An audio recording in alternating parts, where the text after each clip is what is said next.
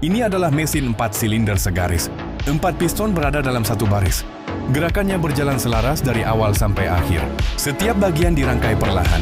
Blok disiapkan, crankshaft dipasang. Lengan penggerak ikut mengikuti putaran. Piston masuk satu persatu. Posisinya disejajarkan supaya ritmenya tetap rapi. Gerakan awal dicoba, semua bagian mulai bergerak tanpa hambatan. Bagian atas dipasang setelah rangkaian bawah selesai. Kepala silinder segaris mengunci 4 ruang bakar. Katup bekerja mengikuti putaran poros pemutar. Saat seluruh rangkaian menyatu, 4 piston bergerak naik turun dengan pola yang teratur. Mesin terlihat hidup dengan gerakan yang selaras. Udahlah, males banget ngomong terus anjing, jangan lupa tulis pendapat Anda di kolom komentar.